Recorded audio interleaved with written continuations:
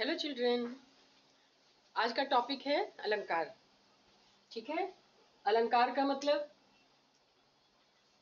अलंकार शब्द का शाब्दिक अर्थ है आभूषण यानी गहना। गहना क्यों पहना जाता है? सजाने के लिए अपने आप को। तो उसी तरह से जिस तरह से हम गहना शरीर को सजाने के लिए करते हैं, कवि शब्दों के थ्रू जो है अपने कविता को सजाते हैं। ठीक है। तो अलंकार शब्द का जैसे दो शब्द से अलंकार बना है। एक देखिए अलम है। अलम का मतलब शोभा, सौंदर्य, और कार का मतलब बढ़ाने वाला। ठीक है। ये दो शब्दों को मिलकर बना है शोभा। अलम का शोभा और कार करने वाला। तो कुल मिलाकर के इसकी हम परिभाषा अगर बोलें तो क्या बोलेंगे कि काव्य की शोभा या सौंदर्य को बढ़ाने वाले तत्वों को अलंकार कहते हैं। ठीक है। कवि इनका प्रयोग अपनी कविता के सौंदर्य को बढ़ाने के लिए या उसमें कोई चमत्कार लाने के लिए करते हैं। जैसे बालक बोली बध्यो नहीं तो ही।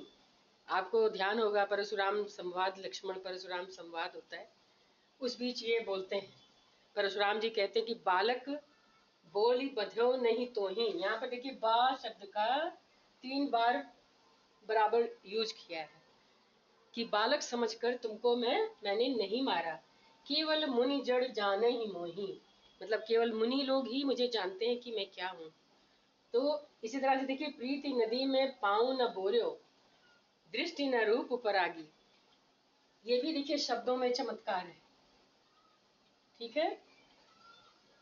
यहाँ पर अर्थ क्या है? प्रीति नदी में पाँव न बोर्यो, यानी प्रीति रूपी नदी में रूपक अलंकार। तो इस तरह से ये अलंकार हैं जो क्या करते हैं, कविता की शोभा को बढ़ा देते हैं। अब इसमें अलंकार के भी दो भेद होते हैं। कहीं कहीं शब्दों का चमत्कार होता है, किसी किसी में अर्थों का चमत्कार होता है। अब देखिए जहां शब्दों के विशिष्ट प्रयोग से काव्य का सौंदर्य बढ़ जाता है वहां पर शब्द अलंकार होता है। अब यहाँ पे देखिए जैसे अवधि आधार आस आवन की। अब देखिए ये बहुत, कवि ने जब ये वर्ड लिए होंगे, चूज किए होंगे, तो बहुत दिमाग लगाया होगा कि ऐसा शब्द लें जो आ आए। ठीक है।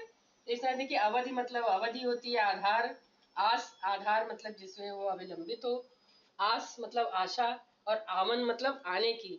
ये जो है जब कृष्ण मथुरा चले गए थे उस समय गोपिकाएं उनके वियोग में जब गा रही हैं, सूरदास जी के पद से लिया गया है।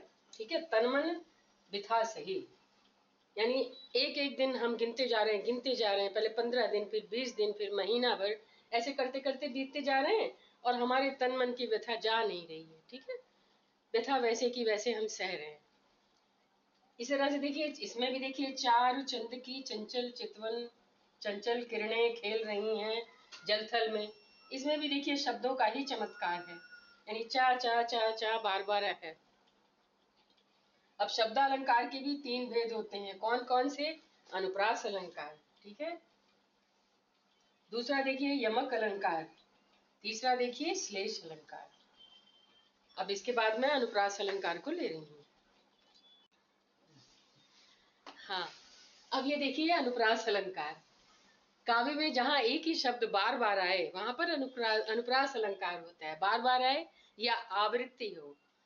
ठीक है। आवृत्ति मतलब बार बार एक ही शब्द का प्रयोग होना। देखिए जैसे कल कानन कुंडल मोर पखा उर्पे बनमाल विराजते है। किसके लिए है? ये श्री कृष्ण जी के लिए है। इस तरह से देखिए भुजबल भूमि भूप बिनु कीनी। ये भा देखिए भा भा का ऐसे जहां पर भी वर्णों की आवृत्ति बार बार हो तो वो अनुप्रास अलंकार होता है। यहाँ भी देखिए शब्दों का चमत्कार है, इसीलिए ये शब्द अलंकार में है। नेक्स्ट देखिए यमक अलंकार। काव्य में जहां कोई शब्द एक से अधिक बार प्रयोग हो लेकिन उसके अर्थ भिन्न भिन्न हो तो वहां पर यमक अलंकार होता है। जैसे काली घटा का घमंड घटा।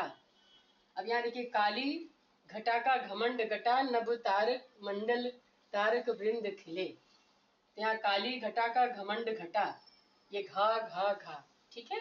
इसलिए यह अनुप्रास अलंकार हुआ। अब 3 बेर खाती थी वे 3 बेर खाती है। तो यहाँ पे देखिए बेर बेर शब्द यूज हुआ, 3 बेर 2 बार किया गया, ठीक है। तो इसलिए ये यमक अलंकार है। अब आइए नेक्स्ट श्लेष अलंकार। ये इसमें क्या है, जिस काव्य में या कविता में जहाँ कोई शब्द एक बार आए मगर उसके अर्थ भिन्न भिन्न हो, तब वो यमक अलंकार होता है। जैसे देखिए, नर की अरु नल नीर की गतिज एकै करि जोय, यानी इंसान की और नल में भरे हुए पानी की, जल की गति एक जैसी होती है। कैसे? जैतो नीचे होई चले, जितने ही वो नीचे होगा उतना ही उसका ऊंचाई बढ़ती जाएगी, उसका सम्मान बढ़ जाएगा। अब देखिए चरण, अब एक और मैंने लिया एग्जाम्पल, चरण धरत चिंता करत चितवत चार्यों ओर। अब आप इसमें देखिए 3 लोगों के, ये सुवर्ण, ये एक शब्द है जो एक ही बार यूज हुआ है, लेकिन इसके अर्थ भिन्न भिन्न है। कैसे? देखिए, अगर मैं कवि को लेती हूँ तो कवि के हिसाब से कवि कविता जब लिखता है तो उस समय क्या करता है, सुंदर सुंदर शब्दों के प्रयोग करने के चक्कर में वो अपना दिमाग लगाता है और अच्छे अच्छे शब्दों को चुनता है, ढूंढता है। तो सुवर्ण को खोजत फिरत, तो क्या करता है, अच्छे अच्छे शब्दों को ढूंढता रहता है। इसी प्रकार से अगर मैं व्याभिचारी के लिए लूं, चरित्रहीन लोग जो होते हैं वो क्या करते हैं, वो रंग देख करके उसकी तरफ आकर्षित होते हैं, ठीक है। तो ये व्याभिचारी, वो सुंदर रंग, सुवर्ण मतलब सुंदर वर्ण। अच्छा, और चोर, चोर के बारे में अगर लूं तो चोर भी क्या करता है, चरण धरत चिंता कर, पहले घर में घुसता है फिर चिंता करता है, ठीक है। तो उसी तरह से तब सोने को खोजता है कि कहाँ पर है जहां से मैं चुराऊं। देखिए 3 अर्थ हो गए, चोर के उसमें, व्याभिचार के उसमें और कवि के उसमें, ये तीनों, इसलिए यहाँ पर श्लेष अलंकार है। जिसने भी लिखा है इसको लिखने में उसकी प्रशंसा करनी पड़ेगी, बहुत सुंदर लिखा है, ठीक है। चितवत चारों ओर, यहाँ पर चाचा, इसमें 2 अलंकार एक साथ हैं, ठीक है। अब ये शब्दालंकार इतने ही होते हैं, यहाँ पर ये खत्म। अब अर्थालंकार है, मैं अपने नेक्स्ट वीडियो में आपको अर्थालंकार के बारे में बताऊंगी, ठीक है। तब तक के लिए शेयर करिए, सब्सक्राइब करिए हमारे चैनल को अल्फा ट्यूटोरियल्स ऑफिशियल, और लाइक कीजिए, शेयर कीजिए। ओके, तब तक के लिए बाय बाय।